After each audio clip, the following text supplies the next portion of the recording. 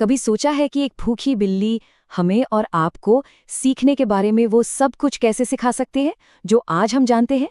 आज हम उसी एक कमाल के एक्सपेरिमेंट की कहानी में उतरेंगे जिसने एजुकेशन की दुनिया को हमेशा के लिए बदल कर रख दिया। तो जरा सोचिए, एक भूखी बिल्ली है जो एक बॉक्स में फंसी हुई है। वो आखिर हमें इस बारे में क्या बता सकती है कि हम इंसान सीखते कैसे हैं? थोड़ा अजीब सवाल है ना?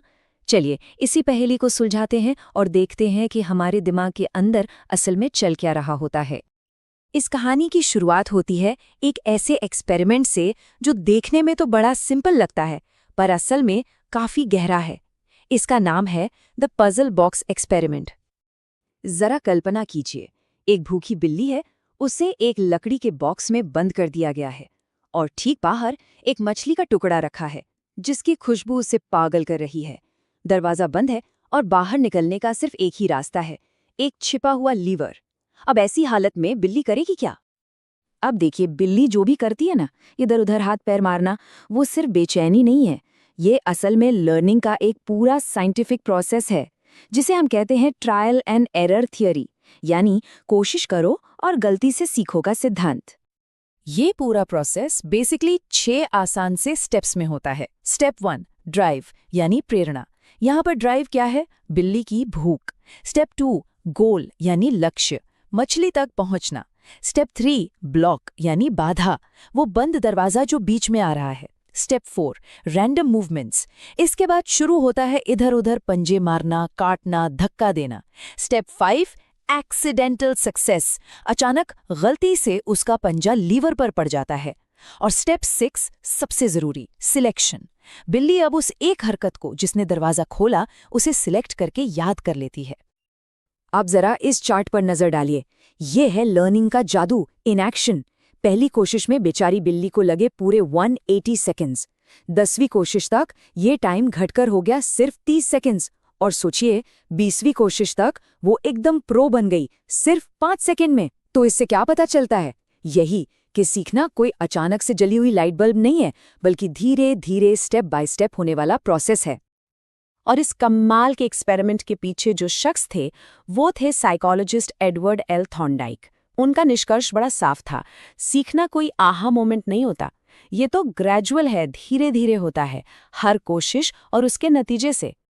तो इन्हीं ऑब्जर्वेशंस के आधार पर थॉर्नडाइक ने सीखने के 3 बड़े रेवोल्यूशनरी नियम दिए, और ये नियम आज भी एजुकेशनल साइकोलॉजी की आप कह सकते हैं बैकबोन है। पहला नियम है द लॉ ऑफ रेडीनेस, यानी तत्परता का नियम। इसका मतलब बिल्कुल सीधा सा है, कोई भी चीज तभी सीखी जा सकती है जब उसको सीखने वाला फिजिकली, मेंटली और इमोशनली तैयार हो। अपनी बिल्ली वाले एग्जाम्पल पर वापस चलते हैं।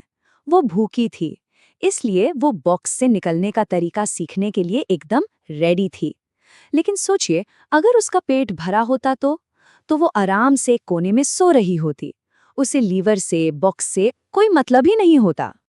और ये रूल हम सब पर भी लागू होता है। एक स्टूडेंट जिसका मन पढ़ाई में लग रहा है, जो क्यूरियस है, वो उस स्टूडेंट से हमेशा बेहतर सीखेगा जो थका हुआ है या बोर हो रहा है। इसीलिए कहते हैं कि हर किसी को उसकी रेडीनेस और इंटरेस्ट के हिसाब से सिखाना चाहिए, तभी वो इफेक्टिव होता है। अब आते हैं दूसरे नियम पर, द लॉ ऑफ एक्सरसाइज, यानी अभ्यास का नियम। सिंपल भाषा में कहें तो यूज इट और लूज इट। जितनी ज्यादा प्रैक्टिस करेंगे दिमाग में बने कनेक्शंस उतने ही स्ट्रांग होंगे। प्रैक्टिस छोड़ दी तो वो कनेक्शंस कमजोर पड़ जाते हैं। वापस अपनी बिल्ली को देखिए, उसने बार बार लीवर दबाने की प्रैक्टिस की और हर बार वो पहले से तेज होती गई। ऐसा क्यों? क्योंकि प्रैक्टिस ने उसके दिमाग में लीवर और आज़ादी के बीच एक सुपर हाईवे बना दिया था। ये बिल्कुल वैसा ही है जैसे बचपन में हम रोज मल्टीप्लिकेशन टेबल्स रटते थे और वो जुबान पर चढ़ जाते थे, या फिर कोई वीडियो गेम में एक ही लेवल बार बार खेलने से उंगलियां अपने आप सही बटन दबाने लगती हैं। ये सब लॉ ऑफ एक्सरसाइज का ही कमाल है। और अब तीसरा और शायद सबसे पावरफुल नियम, द लॉ ऑफ इफेक्ट, यानी प्रभाव का नियम।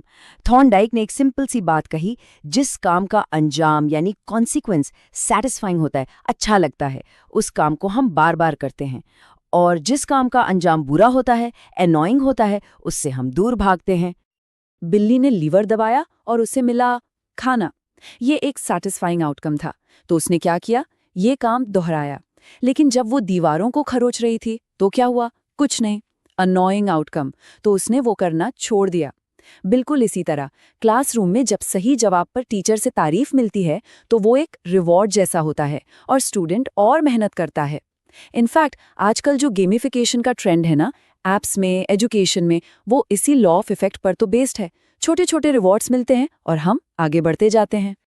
तो एक बिल्ली और एक बॉक्स की ये कहानी हमारे क्लासरूम्स और हमारी रोज की जिंदगी से कैसे जुड़ती है? शायद आपको हैरानी होगी ये जानकर कि ये आज भी कितनी रेलेवेंट है।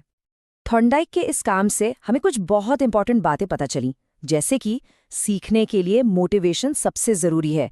स्किल्स को परफेक्ट करने के लिए प्रैक्टिस, उसके बिना काम नहीं चलेगा। सजा से ज्यादा रिवॉर्ड्स इफेक्टिव होते हैं। और हाँ, गलतियां करना फेलियर नहीं है, वो तो लर्निंग प्रोसेस का एक नेचुरल हिस्सा है। एक और चीज, किसी भी मुश्किल काम को छोटे छोटे स्टेप्स में तोड़कर सिखाना ज्यादा आसान होता है।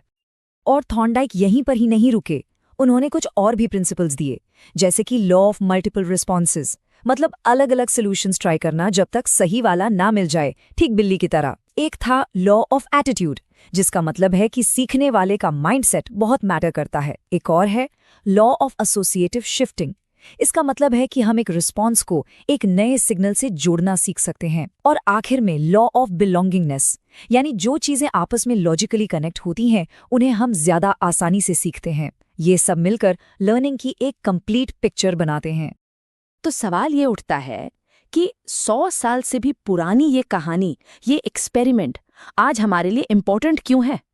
क्योंकि ये हमें याद दिलाता है कि सीखना, चाहे इंसान करे या जानवर, एक यूनिवर्सल प्रोसेस है। इसके 3 ही स्तंभ हैं: तैयारी, अभ्यास और परिणाम। ये नियम सिर्फ क्लासरूम्स में ही नहीं, खेल के मैदान में, ऑफिस में, हर जगह काम करते हैं जहां भी हम कुछ नया सीख रहे होते हैं। तो अगली बार जब भी कोई कुछ नया सीखने की कोशिश कर रहा हो तो उस भूखी बिल्ली के बारे में सोचना लाजमी है। और ये सवाल जरूर उठते हैं, क्या सीखने की तैयारी है? क्या प्रैक्टिस ठीक से हो रही है? और जो कोशिश की जा रही है उसका अंजाम क्या निकल रहा है?